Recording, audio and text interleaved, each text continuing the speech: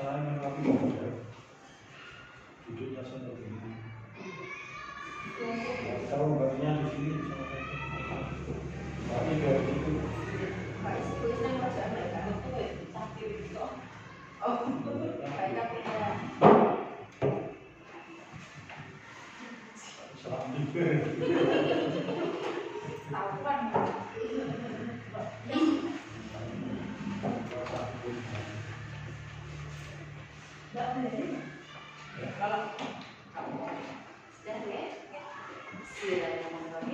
Assalamualaikum warahmatullahi wabarakatuh. Waalaikumsalam warahmatullahi wabarakatuh.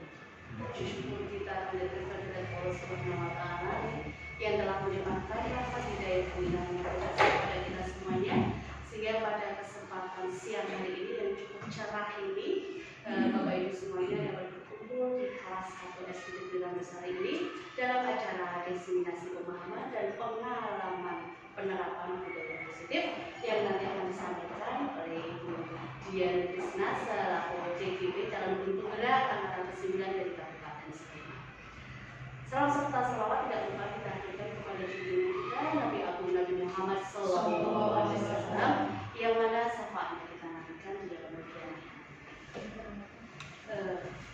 Bapak Kepala Sekolah yang saya hormati, langsung saja ya, beserta Bapak Ibu semuanya, saya akan membacakan susunan acara yang akan kita laksanakan pada kesempatan siang hari ini.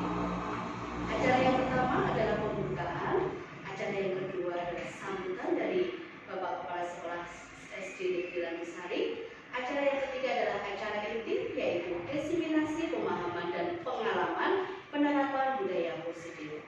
Acara yang keempat lain-lain dan acara yang kelima adalah penutup.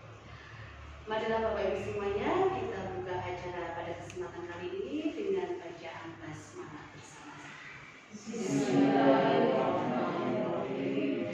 Semoga dengan bacaan basmalah tadi acara ini nanti bisa berjalan dengan lancar dan tercapai apa yang menjadi tujuan pada kesempatan kali ini.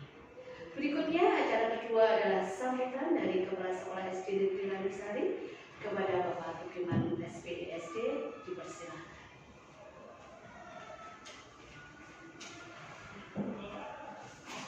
Terima kasih Bu Iswahina sebelumkan dengan kepada kami.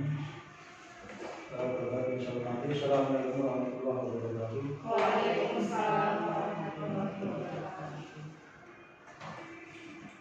Bapak Ibu yang saya hormati yang berbahagia, yang pertama dan utama tidak lupa marilah kita senantiasa memanjatkan syukur dari Allah Subhanahu wa Ta'ala yang mana atas izinnya, atas limpahan nikmatnya yang selalu dicurahkan kepada kita semua, sehingga pada kesempatan siang hari ini kita masih diperkenankan berkumpul di ruang dalam keadaan tidak kurang suatu apapun untuk nantinya kita akan bersama-sama mengikuti diseminasi pemahaman dan pengalaman penerapan budaya positif yang akan disampaikan oleh teman kita Bu Krisna Dian Kusumawati SPD. Sebagaimana kita ketahui bersama bahwa teman kita yang satu ini adalah merupakan calon guru penggerak angkatan ke-9 Kabupaten Sleman. Selanjutnya salawat dan salam mudah-mudahan selalu tercurah kepada junjungan kita Nabi Agung Muhammad SAW sebagai uswah kita, pimpinan kita, pemimpin kita yang pertama kita tunggu syafaatnya di yaumul akhir nanti. Bapak-bapak yang saya hormati, tidak banyak yang saya sampaikan. Yang pertama terkait dengan kegiatan pada siang hari ini, kami yang diketuakan di SD Negeri Lantisari mengucapkan terima kasih atas dukungan Bapak Ibu semua, kita semua yang kebetulan pada siang hari ini kita masih bertahan di tempat kerja kita ini dalam rangka mendukung salah satu teman kita yaitu Bu Krisna Dian Kusumawati yang akan nanti menyampaikan atau mendiseminasikan pemahaman dan pengalaman penerapan budaya positif. Kami berharap dukungan semacam ini akan selalu kita berikan kepada kita semua yang membutuhkan. Kemarin kita sudah memulai dari kegiatan IHT, dan sekarang ini yang kedua kita sama-sama mendukung ujian dalam kaitannya pelaksanaan ketugasan dari program calon guru penggerak angkatan ke-9. Sekali lagi saya berharap dukungan dan kerjasama kita tidak hanya sampai saat ini, jadi seterusnya siapapun yang membutuhkan dukungan kita harus siap sama-sama memberikan dukungan. Saya berterima kasih sekali terutama kepada teman-teman kita yang BTT PTT biasanya kalau jam segini sudah meninggalkan sekolah, tapi alhamdulillah karena bentuk konsistensi dari kita semua. Sekarang yang biasanya jam segini tidak ada di sekolah masih berada di sekolah, itu adalah salah satu bentuk dari konsistensi kita semua untuk saling mendukung dalam kegiatan, terutama dalam peningkatan kompetensi kita masing-masing. Kami yakin nanti suatu saat kita semua akan saling membutuhkan. Jadi intinya hanya saling bergantian seperti itu. Sekali lagi mohon dukungannya untuk terus dipertahankan, dan mudah-mudahan nanti kita bisa sama-sama saling memberi dan saling memberikan dukungan dalam kegiatan apapun. Itu yang pertama. Kemudian yang kedua, Bapak Ibu,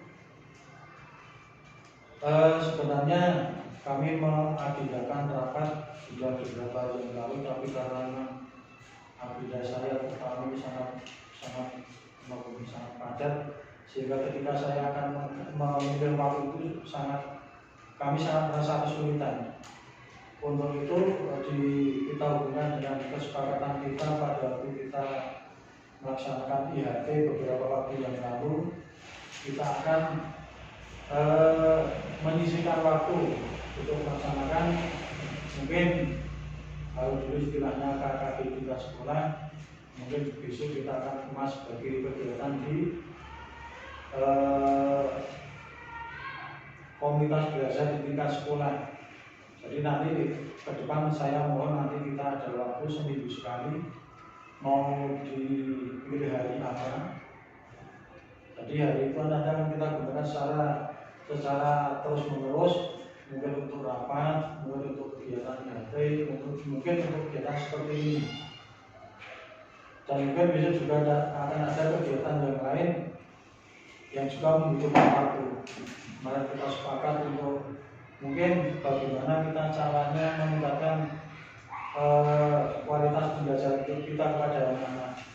Disitulah kita nanti akan bersama-sama bisa saling memberi, saling menerima, berkolaborasi untuk bersama-sama meningkatkan kompetensi kita dalam memberikan pendampingan kepada anak-anak kita untuk belajar. Terkait dengan pemilihan waktu, nanti saya minta tolong kepada Bu Pipin untuk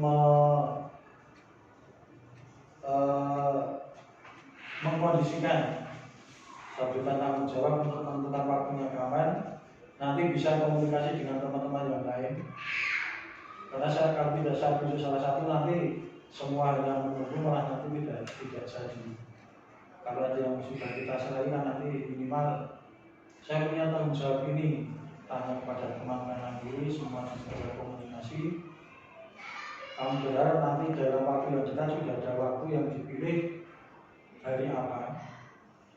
Jadi hari itu nanti siang seperti ini kita bisa gunakan untuk kita bersama-sama berkolaborasi meningkatkan kompetensi kita masing-masing. Nonton Mbak Bu Pipin minta tolong. Bapak Ibu, barangkali ini sambutan dari kami. Kurang lebihnya minta maaf dan kita akhiri. Wassalamualaikum warahmatullahi wabarakatuh. Waalaikumsalam.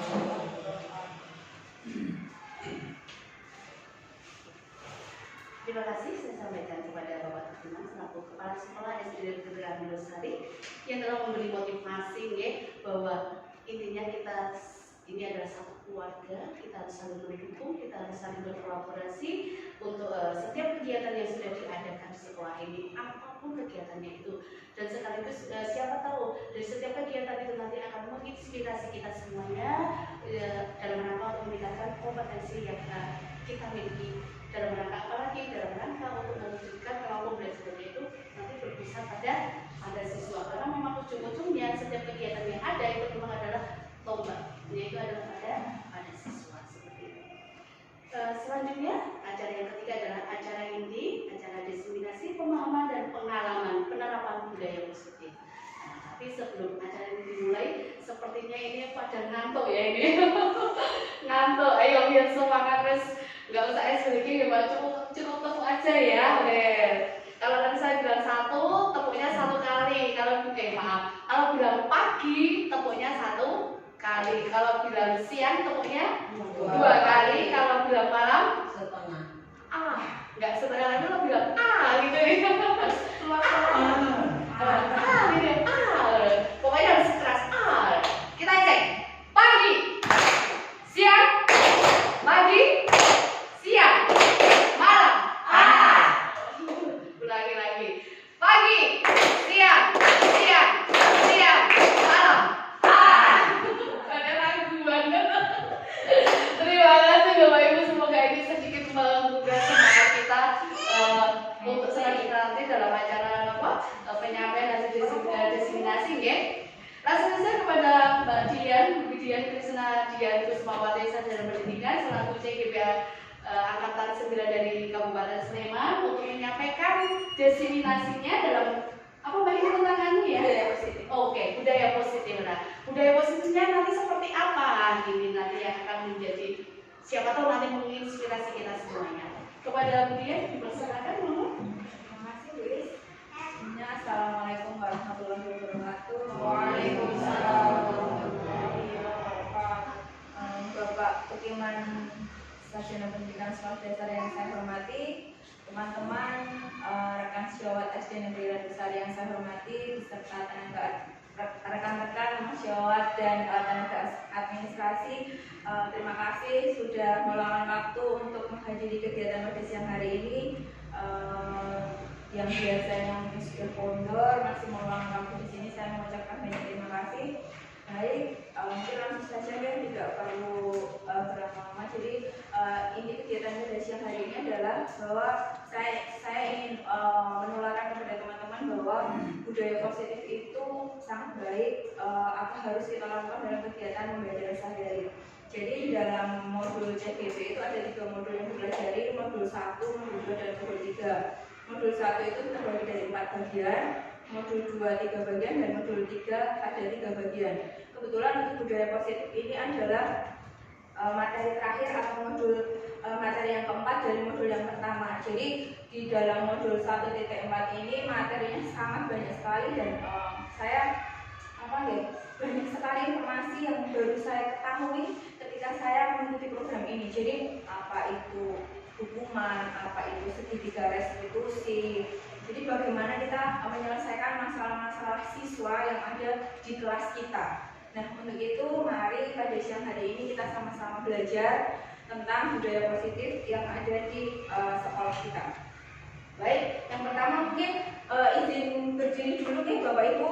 Siang hari ini supaya lebih bersemangat lagi, kita biasanya mungkin ini kelas 1 atau kelas 2, sering saya dengar kelas 2 kayaknya yang sering berputar-putar ya. Coba mari kita berdiri dulu teman-teman. Jadi pagi.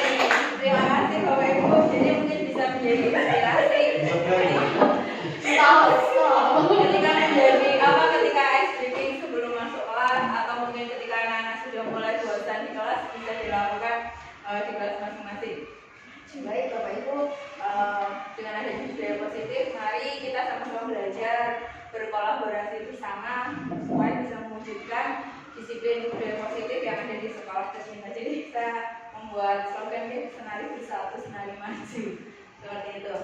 Jadi di dalam modul budaya positif ini ada 8 hal yang dipelajari. Yang pertama adalah perubahan paradigma belajar, disiplin positif, nilai-nilai kebajikan, kebutuhan dasar manusia, motivasi perilaku manusia, posisi kontrol guru, keyakinan kelas, dan yang terakhir adalah segitiga restitusi. Jadi ke-8 ini menurut saya baru nih buat saya. Jadi saya kadang baru tahu ada kalau segitiga restitusi, bagaimana langkah-langkah kita untuk menyelesaikan permasalahan siswa itu nanti ada di segitiga restitusi.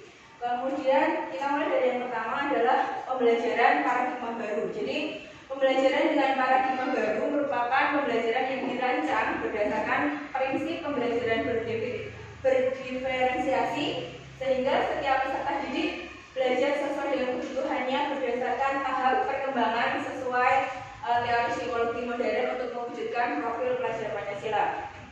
Jadi mungkin Bapak Ibu sudah banyak mengetahui bahwa pembelajaran diferensiasi itu sudah mulai banyak kita praktekkan di kelas kita masing-masing, bagaimana kita mengakomodir keberagaman kemampuan siswa dengan menggunakan tes awal terlebih dahulu, sehingga kita bisa melakukan pemetaan, misalnya si A kekurangannya nanti gimana, si B kelebihannya gimana. Jadi itu gunanya mungkin ketika awal tahun kita menggunakan atau kita perlu mengadakan asesmen awal.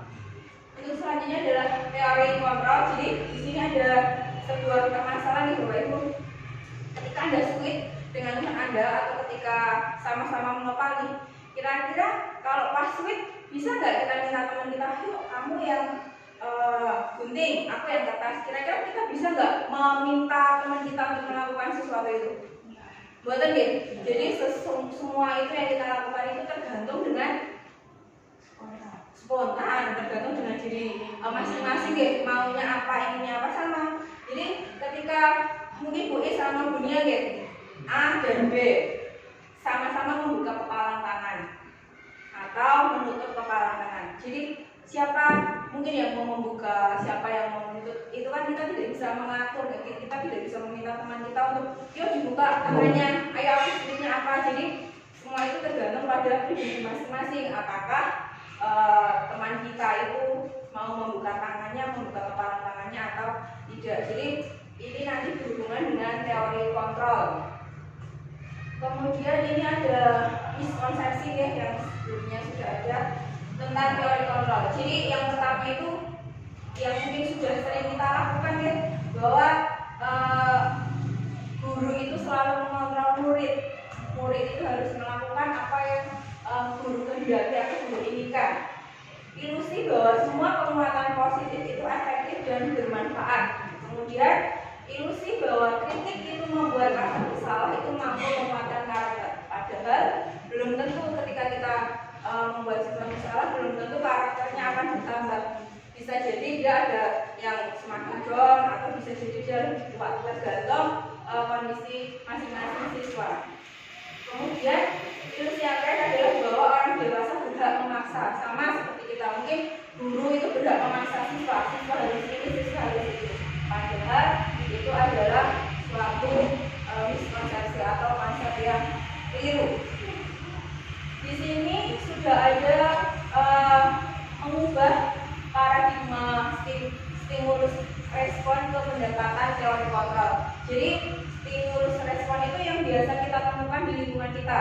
Kemudian teori kontrol itu adalah yang seharusnya atau yang semestinya dilakukan. Jadi misalnya realitas kebutuhan kita sama atau realitas kebutuhan siswa itu sama. Padahal sebetulnya menurut teori kontrol itu adalah realitas atau kebutuhan kita berbeda.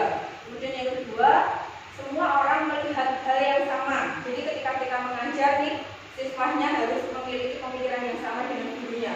Padahal setiap orang itu memiliki gambaran yang berbeda. Kemudian yang ketiga, kita mencoba mengubah orang agar berpandangan sama dengan kita. Tapi pada kenyataannya setiap orang itu mempunyai pandangan yang berbeda, pandangan masing-masing. Kemudian perilaku buruk dilihat sebagai suatu kesalahan. Padahal semua perilaku yang dilakukan itu punya tujuan. Misalnya ketika terlambat, kenapa terlambat? Oh mungkin baunya kesiangan, oh mungkin belum diantar, baunya belum pulang. Jadi setiap yang dilakukan itu pasti mempunyai tujuan dan mempunyai alasan. Kemudian yang selanjutnya adalah orang lain bisa mengontrol saya. Padahal kenyataannya hanya diri kita sebetulnya, kecuali mungkin temannya yang yang membisiki, yang memberikan motivasi. Padahal sebetulnya kontrol itu ada pada diri kita masing-masing. Kemudian saya bisa mengontrol orang lain, padahal kenyataannya sebetulnya kita tidak bisa. Kita hanya bisa memberikan masukan, tapi kita tidak bisa sepenuhnya untuk mengontrol orang lain. Selanjutnya adalah pemaksaan ada pada saat rujukan gagal. Jadi ketika gagal, kita harus memaksa siswa atau memaksa orang lain untuk berhasil. Padahal menurut teori kontrol, kolaborasi dan konsensus menciptakan pilihan-pilihan yang baru. Kemudian menurut stimulus respon yang terakhir adalah ada model berpikir menang atau kalah. Jadi siswa itu, oh saya bisa berarti saya menang, saya nggak bisa kalah. Padahal cara berpikir itu ada yang bermacam-macam. Untuk selanjutnya adalah disiplin positif. Menurut Gianni Boston, disiplin itu berasal dari bahasa Latin yang artinya itu belajar. Disiplina yaitu artinya belajar. Kemudian sebagai pendidik, tujuan utama kita tentu adalah menciptakan peserta didik dari diri mereka sehingga mereka berperilaku mengacu pada nilai-nilai kebajikan universal dan memiliki motivasi intrinsik dalam perubahan perilaku ke arah yang lebih baik. Jadi semua yang dilakukan itu seharusnya mempunyai tujuan untuk ke arah yang lebih baik. Nilai-nilai kebajikan yang ada di dalam diri manusia itu sebetulnya ada 3. Yang pertama, profil pelajar Pancasila mungkin sudah biasa kita nyanyikan dan juga sudah ditempel di kelas masing-masing. Yang kedua adalah menurut Ibu Primary Years Program, sikap murid ada toleransi, hormat, integritas, mandiri, menghargai, antusias, empati, dan pengetahuan serta berbagi. Kemudian yang ketiga adalah 9 pilar karakter menurut Indonesian Heritage Foundation. Jadi cinta Tuhan dan segenap ciptaannya, ada kemandirian, tanggung jawab, amanah, diplomatis, hormat, santun, sampai pada kedamaian dan kesatuan. Jadi nilainya lebih tinggi lagi. Nah, berdasarkan teori kontrol tadi, Bapak Ibu, setiap manusia itu mempunyai 5 kebutuhan dasar yang harus dipenuhi baik secara fisiologis maupun secara psikologis, ya. Yang pertama, kebutuhan untuk bertahan hidup, di mana apa yang kita lakukan untuk bertahan hidup. Kemudian kebutuhan akan kasih sayang dan rasa diterima. Kemudian kebutuhan penguasaan atau pengakuan atas kemampuan. Kebutuhan akan kebebasan dan kebutuhan akan kesenangan. Sedangkan motivasi perilaku manusia, setiap apa yang kita lakukan itu pasti mempunyai tujuan tujuan ataupun mempunyai alasan. Jadi menurut teori motivasi perilaku manusia ada 3. Yang pertama adalah untuk menghindari ketidaknyamanan hukuman. Yang kedua adalah mendapatkan imbalan atau penghargaan dari orang lain. Kemudian yang ketiga adalah menghargai nilai-nilai kebajikan diri sendiri. Jadi untuk menghindari ketidaknyamanan dan hukuman itu biasanya motivasinya ekstrinsik. Ketika siswa datang terlambat atau siswa berusaha tidak datang terlambat itu karena siswa takut dihukum.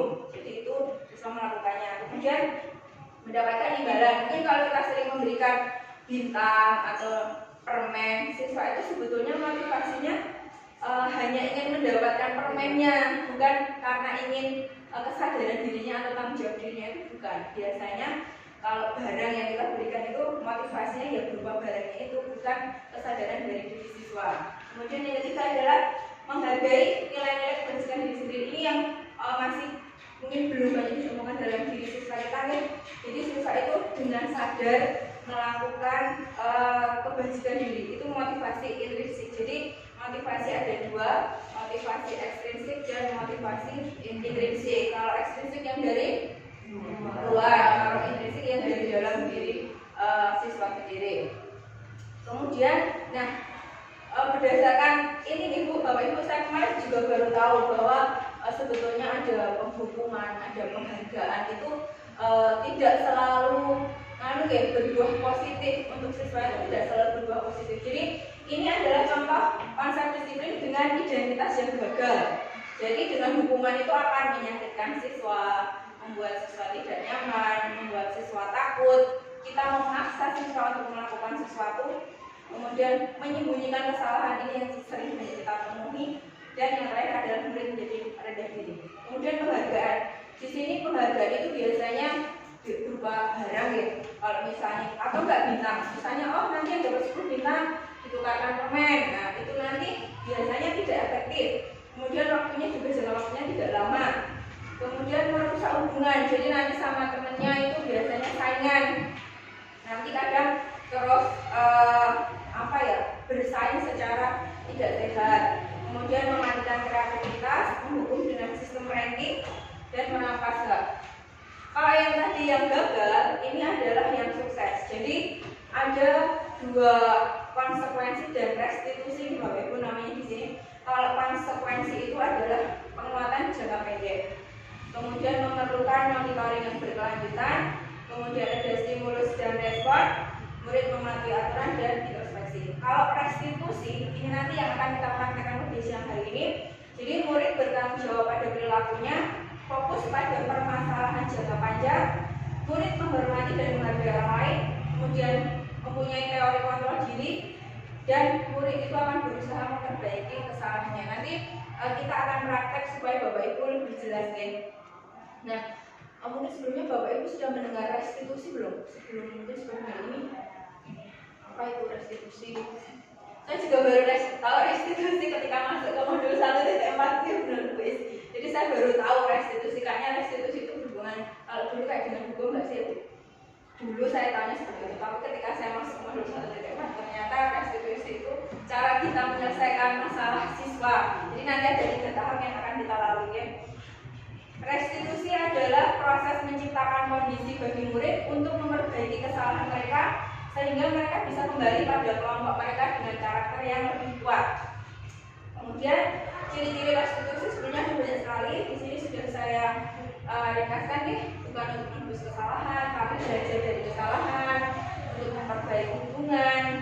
Kemudian ada tawaran, bukan paksaan, menuntun siswa untuk melihat ke dalam diri, mencari kebutuhan dasar, fokus pada karakter, dan untuk mencari solusi ya. Nanti restitusi ini adalah cara yang terbaik untuk mengembalikan murid yang berbuat salah itu nanti pada jalan yang benar, pada kelompok yang benar.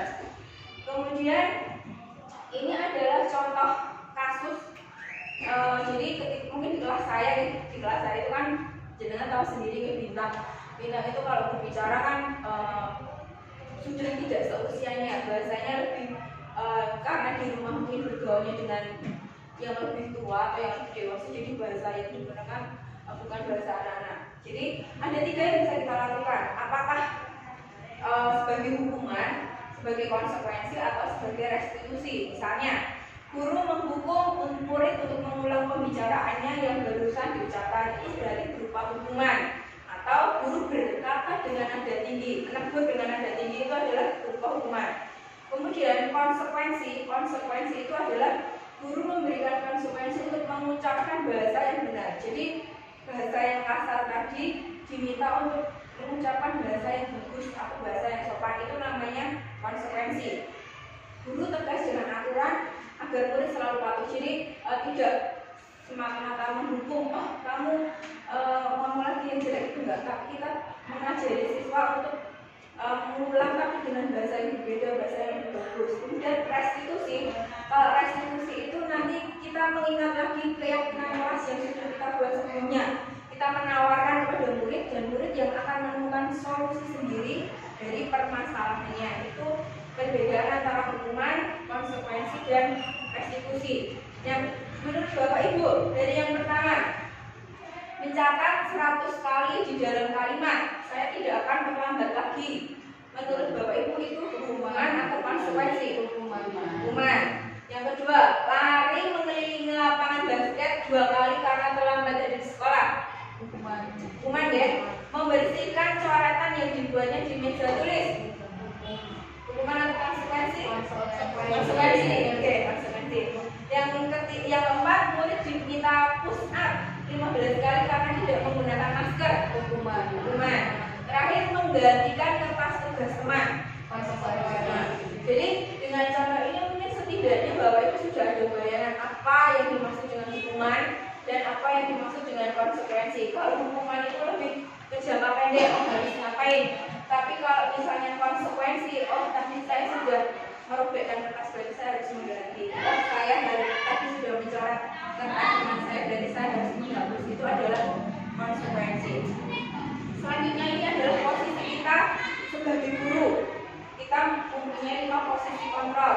Yang pertama sebagai penghukum, yang kedua sebagai pembuat rasa bersalah, yang ketiga sebagai teman, yang keempat sebagai pemantau, dan yang kelima sebagai manajer.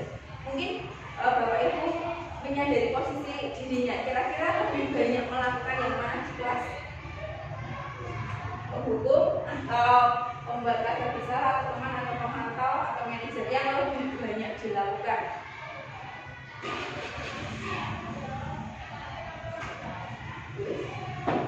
Mungkin yang lebih banyak, yang lebih sering kombinasi ya, karena kombinasi tidak bisa melakukan satu game. Biasanya kombinasi teman ataupun teman ya, yang pasti ya. Di kelas kita memposisikan dirinya. Baik, di sini ada sedikit penjelasan tentang posisi dulu. Kalau penghukum itu nanti ada suaranya lebih tinggi, bahasa tubuhnya melonjak, bahasa tubuh itu berarti matanya melotot, jarinya menunjuk atau menggunting, berarti penghukum. Kemudian yang kedua teman, murid akan merasa senang dan akrab dengan guru, ini yang sudah biasa kita lakukan ya. Yang ketiga, membuat rasa bersalah. Jadi ada suara memelas, halus, bahasa tubuhnya merapat pada anak, kita mendekat kepada anak. Kemudian yang keempat, pemantau. Pemantau itu ada suaranya datar, bahasa tubuhnya formal.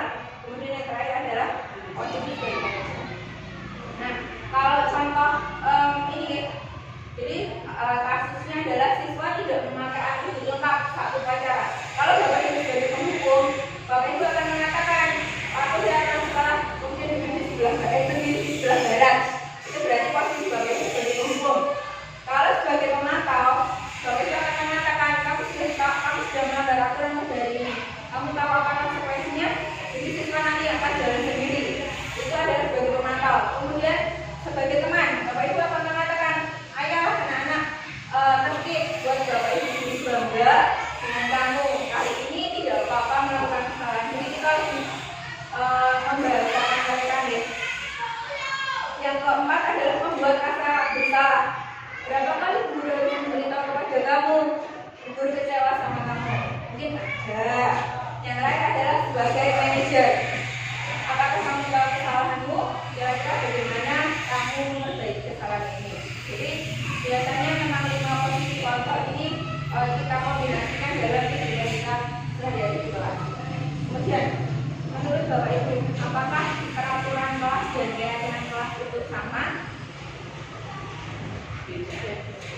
beda. Apa bedanya? Oh, mbaknya nggak punya kelas.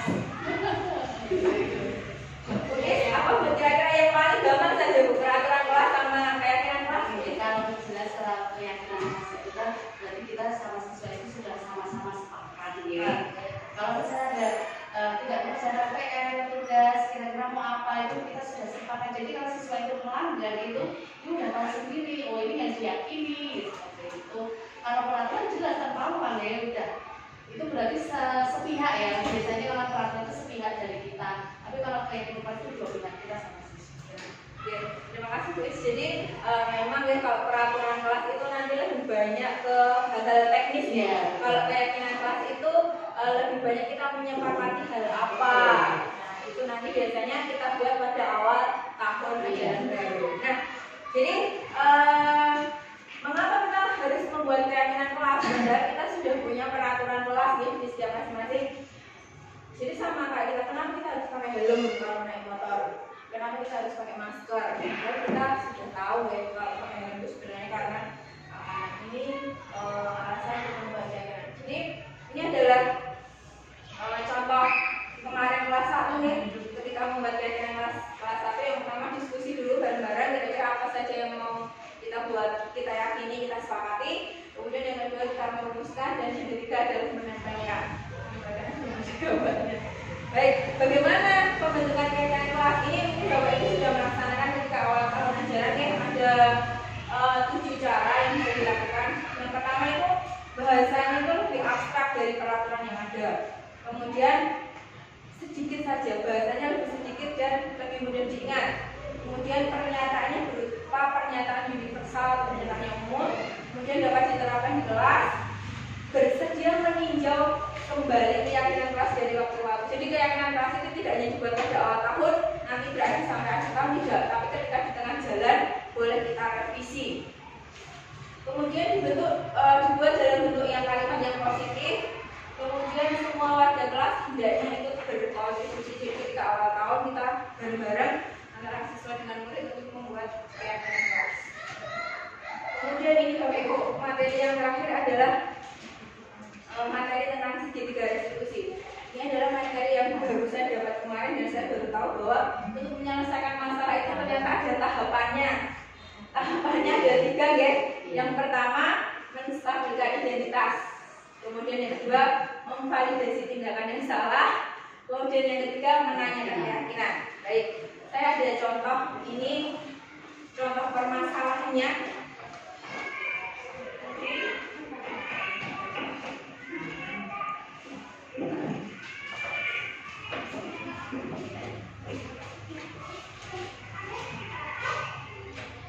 Jadi ceritanya ini adalah ada teman yang mendorong, ada salah satu teman yang mendorong temannya ketika berbaris di kelas kemudian terjatuh. Dan cara yang dilakukan itu seharusnya melalui 3 tahap tadi, 3 tahap restitusi. 1 tadi menstabilkan identitas, yang kedua validasi tindakan yang salah, yang ketiga itu adalah menanyakan keyakinan kelas. Dan ini adalah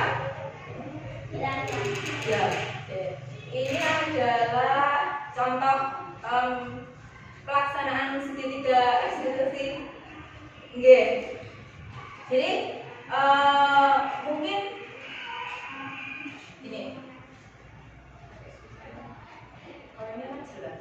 Jadi saya jelaskan aja. Jadi dengan ini misalnya menstabilkan identitas, Mas Lutfi, kamu nggak pernah dipanggil ke sini. Apa yang Mas Lutfi lakukan? Misalnya siswanya mengaku atau tidak mengaku, nanti gurunya bisa mengarahkan. Oh tadi Bu pas baris saya belum temannya. Nah itu jadi siswa itu tahu bahwa dia sudah melakukan kesalahan. Kemudian yang kedua adalah validasi tindakan yang salah. Jadi kita menanyakan, coba kenapa Mas Lutfi melakukan itu, kenapa mendorong temannya. Nanti biasanya siswa akan menjawab, oh tadi barisnya nggak rapi, oh tadi temannya usil, seperti itu. Kemudian yang ketiga menanyakan keyakinan kelas. Kita tanya, Mas, masih ingat nggak keyakinan kelas kita? Masih percaya nggak sama keyakinan kelas kita? Jadi itu adalah cara kita untuk menyelesaikan masalah, bukan langsung oh kamu tadi sudah mendorong temannya, minta maaf, tidak, tapi dengan melakukan 3 cara ini. Nah, di sini saya ada contoh kasus Bapak Ibu. Mungkin nanti Bapak Ibu kita sama-sama dengan melakukan 3 tadi kan, yang pertama tadi apa, menstabilkan identitas, yang kedua validasi tindakan yang salah, kemudian yang ketiga menanyakan keyakinan. Ini contoh kasus yang pertama adalah Selasa siang Pak Doni tidak bisa mengajar di kelas 1 karena mengikuti kegiatan dari Dinas Pendidikan Kabupaten. Pak Doni memberikan tugas kepada siswa kelas 1 agar kelas tidak kosong. Namun Sani tidak mengerjakan tugas tersebut. Sani justru tiduran di meja dan akhirnya benar-benar tertidur. Akhirnya saat pengumpulan tugas, Sani tidak dapat mengumpulkan tugasnya. Keesokan harinya saat mengoreksi tugas, Pak Doni menemukan satu anak yang tidak mengerjakan tugas, yaitu Sani. Padahal berdasarkan buku presensi pada hari itu, Sani masuk sekolah. Saat istirahat, Pak Doni pun memanggil Sani untuk klarifikasi. Nah, Bapak Ibu sebagai Pak Doni, apa yang akan Bapak Ibu lakukan dengan ketiga langkah segitiga restitusi? Mungkin bisa menuliskan jawabannya pada selembar kertas. Nanti salah satu Bapak Ibu bisa menyampaikan jawabannya ke depan ya. Berdasarkan tiga kata segitiganya gitu.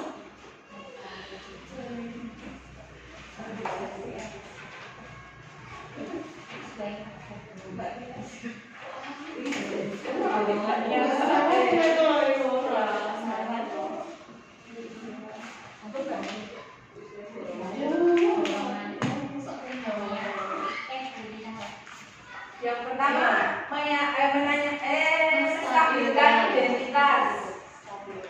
Ya, jadi mengingatkan kembali tadi kenapa, ada apa.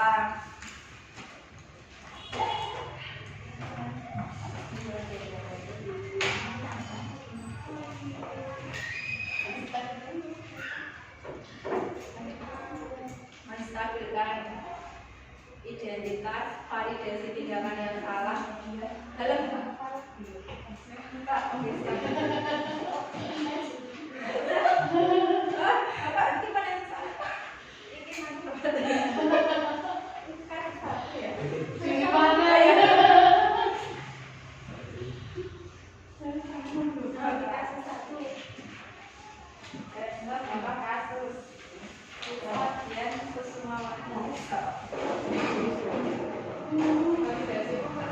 validasi tindakan yang salah. Jadi kadang itu kita nanyakan, jangan langsung mengejar, oh kamu salah, tidak. Kamu boleh melakukan kesalahan, tidak hanya kamu sendiri yang melakukan kesalahan. Dari situ baru digali. Jadi bahasanya pakai bahasa yang positif. Berarti menghindari kata-kata negatif. Enggak. Ini yang susah. Menghindari kata-kata jangan, tidak. Karena kita sudah terbiasa ya, sebagai penghukum. Setiap orang pernah melakukan kesalahan. Nah, itu validasi tindakan yang salah ya. Ketika praktek, kamu malu, saya tuh malu ya mau menunjukkan video. Jadi kemarin biasa buat 2 video.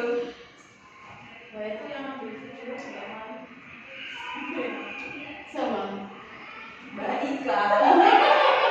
Malu kan? Ada 2, jadi ada kemarin yang satu yang tempat itu sama Mbak Lina yang itu. Suaranya nggak begitu jelas.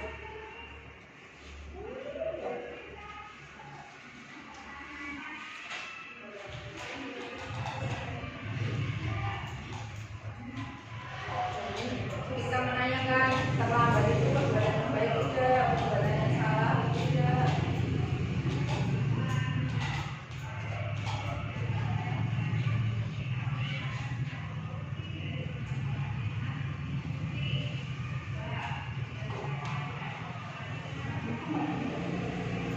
Ini sudah selesai. Jadi nggak bisa dituliskan pakai bahasa batin. Kuis dari situ nggak apa-apa kuis. Iya, kita apa soal? Enggak, Mbak. Gimana? Teman-teman lainnya kemudian Mbak Tia ini. Nanti ada 2 soal kuis. Ini berapa ini?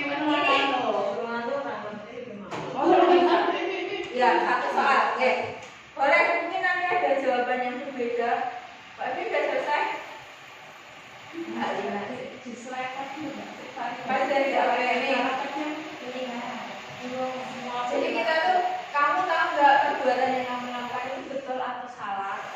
Salah, Bu. Nah, berarti itu kan kita sudah mengkaji bahwa dia melakukan kesalahan. Terus nggak apa-apa melakukan kesalahan, kamu tidak sendiri, guru juga pernah melakukan. Jadi kayak kita tuh memberikan bahasan yang positif itu, Mbak, sambil menggali informasi dari siswa. Kalau yang terakhir kami kembali ke keyakinan kelas.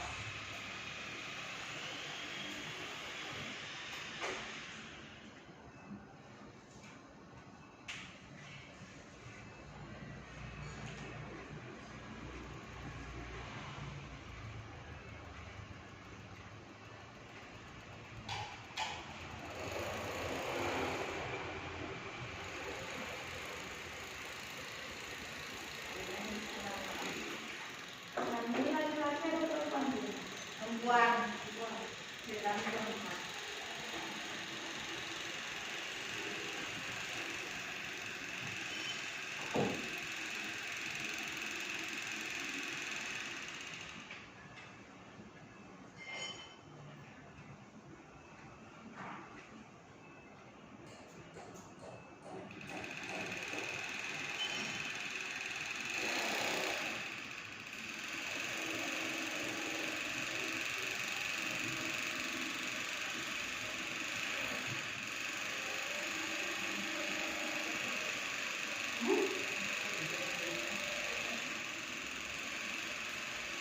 Menstabilkan identitas itu kita sebenarnya hanya menggali dulu nanti ada kejadian apa,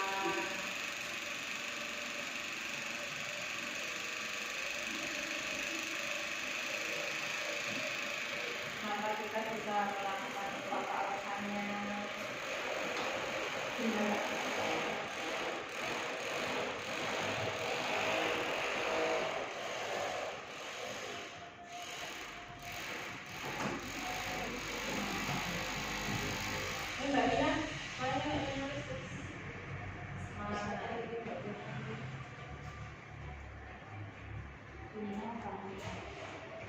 Sudah selesai Mbak Lina? Boleh dibacakan hasil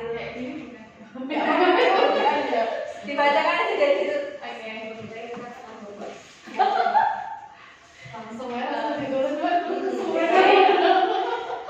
Baik, menurut saya tadi dari studi kasus tentang Sani yang tidak mengerjakan soal atau tugas ketika ditinggal sama Pak Doni, yang pertama dengan cara menstabilkan identitas, yaitu Sani dipanggil Pak Doni. Di situ Pak Doni menanyakan, dalam artian menanyakan, kenapa ya kok Mbak Sani dipanggil Pak Doni, kira-kira tahu nggak ya ada apa ya, ada masalah enggak? Nah, setelah Siva menjawab, akhirnya mungkin karena dia sadar ya, karena kan memang dia sendiri yang tidak mengerjakan tugas, akhirnya dia dengan kesadaran sendiri bilang, iya Pak, saya telah melakukan kesalahan, yaitu tidak mengerjakan tugas yang Bapak berikan. Nah, setelah itu Pak Doni juga menanyakan, kenapa kok nggak mengerjakan? Dan di saat itu pun juga siswa otomatis juga akan jujur ya menjawab, oh pada saat itu saya tidur Pak. Akhirnya Pak Doni melakukan validasi tindakan, yaitu dengan cara menanyakan perbuatan yang kamu lakukan itu benar atau tidak, salah atau tidak. Ternyata siswa pun juga sadar bahwa yang dia lakukan salah. Tapi tidak serta-merta guru juga harus menyalahkan, iya itu salah, enggak, tapi kita harus mengarahkan, iya itu perbuatan yang kurang baik, besok jangan diulangi lagi. Setelah itu kita juga menengok lagi keyakinan kelas kita, kalau ada salah satu siswa yang melanggar aturan atau keyakinan kelas yang sudah kita perbuat, nanti konsekuensinya seperti itu. Kasih tepuk tangan buat baik, kuis ada yang lain jawabannya kuis? Sama nggak yang lain? Bapak Ibu yang lain? Belum sama. Jadi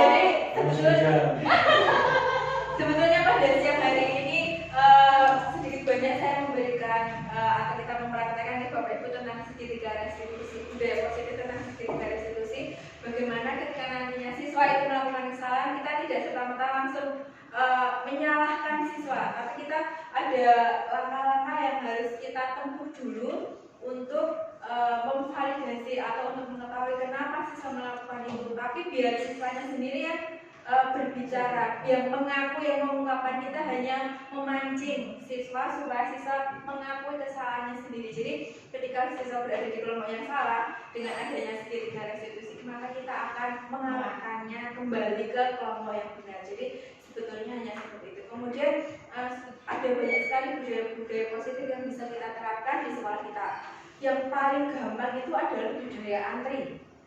Karena menurut saya itu budaya antri itu akan kita bawa sampai kita nanti dewasa gitu. Dari kita anak-anak sampai kita dewasa nanti pasti kita akan membawa budaya itu. Bagaimana si anak itu terbiasa antri, biasa mendahulukan yang memang sudah dahulu datang daripada yang langsung menyerobot. Itu salah satu budaya positif yang gampang atau yang mudah kita terapkan di sekolah kita masing-masing. Baik Bapak Ibu, ini tadi sudah ada contoh kasus nih, Bapak Ibu sudah berusaha untuk memecahkan masalah. Saya harapannya dengan adanya kegiatan ini nanti ketika Bapak Ibu menemukan permasalahan siswa baik di kelas maupun di luar kelas ataupun di sekolah, Bapak Ibu bisa menerapkan 3 langkah segitiga restitusi untuk menyelesaikan permasalahan siswa. Jadi Bapak Ibu bisa mau jadi posisi kontrol yang mana? Ini saya ingatkan kembali ya. Apakah mau jadi penghukum, ataukah mau jadi pemantau, ataukah menjadi teman, pembuat rasa bersalah dan sebagai manajer. Seharusnya biasanya yang paling banyak dipilih itu adalah menjadi teman dan menjadi manajer.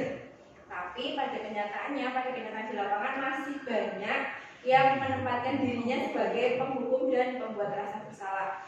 Semoga dengan adanya sedikit tentang segitiga restitusi, budaya positif tentang segitiga restitusi, kita dapat menjadi teman dan menjadi manajer untuk anak-anak kita di SD Negeri Landusan.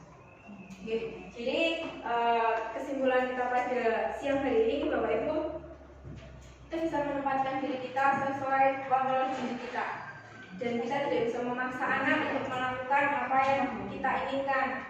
Kita hanya bisa mengarahkan mereka untuk menjadi yang lebih baik, dan kita bisa menjadi teman dan menjadi manajer untuk siswa kita. Semoga Bapak Ibu bisa menerapkan praktik segitiga restitusi dalam kegiatan Bapak Ibu di kelas siswa. Mungkin itu saja yang bisa saya sampaikan. Terima kasih atas perhatiannya. Banyak salah dari saya, banyak lebih dari Allah. Terima kasih. Wassalamualaikum warahmatullahi wabarakatuh.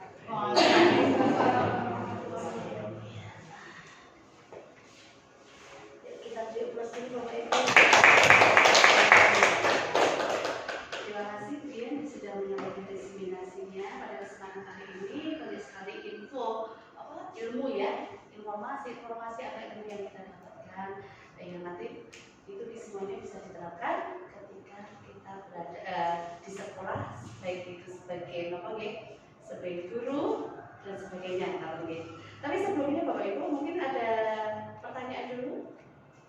Untuk acara berikutnya adalah acara lain, mungkin masih ada materi yang belum paham, atau mungkin masih ganjel, atau mungkin masih perlu diulik kembali biar lebih jelas seperti itu.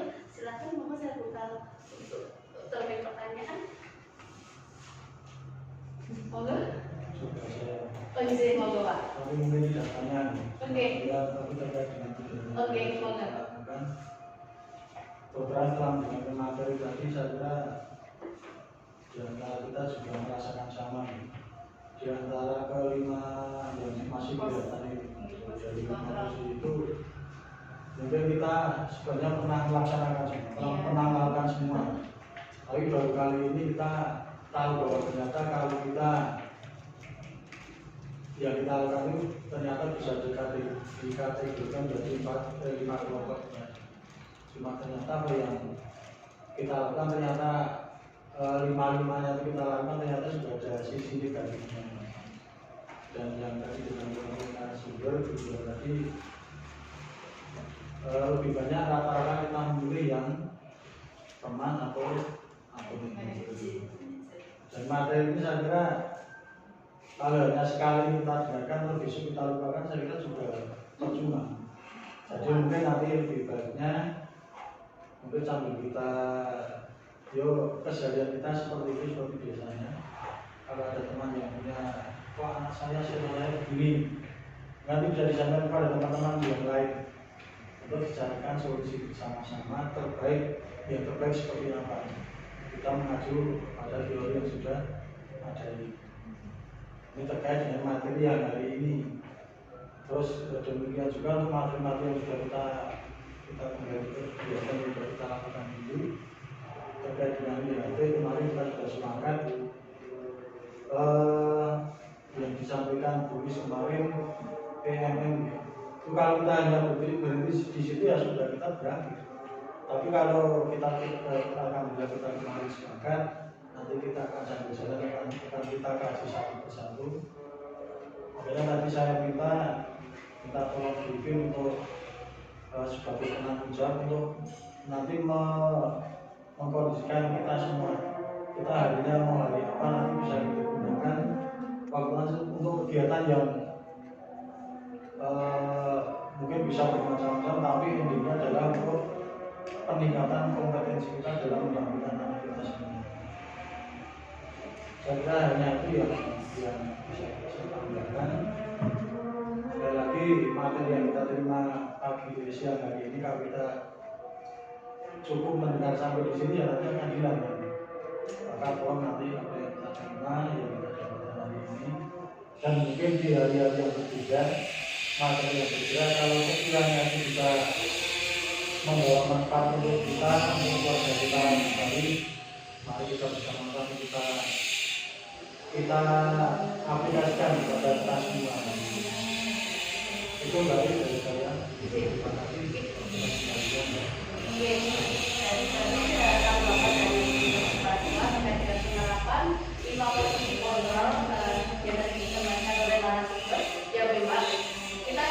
Yakin tetap melakukan itu ya kombinasi itu tetap sebagai manusia itu tidak mesti kita urus. Terkadang kita melakukan hukum, pemalak, sama pembalasan bersalah dan manajer. Tapi setidaknya dengan materi tadi kan kita akan lebih tahu mana posisi kita yang bisa. Ya, kalau sebagai teman kalau terus terusan juga nggak baik karena lama-lama siswa juga akan lonjak. Itu juga perlu diketahui. Pembalasan bersalah itu ya ada baiknya juga mungkin dengan tapi juga ada tidak baiknya semuanya itu ada sisi baik dan tidak baiknya. Jadi kita harus lebih bijaksana yang mana yang harus kita lakukan. Memang bijaksana itu mesti benar, tapi benar belum tentu bijaksana. Mungkin dari ibu guru yang lainnya ada yang bisa disampaikan lagi? Atau mungkin mau bertanya lagi? Monggo. Mbak Dina, harusnya mau menyampaikan apa kok kayaknya mau ini loh. Ragu rasa ragu Sudah saja. Demikian Bapak Ibu semuanya tadi yang disampaikan terkait dengan diseminasi hari ini.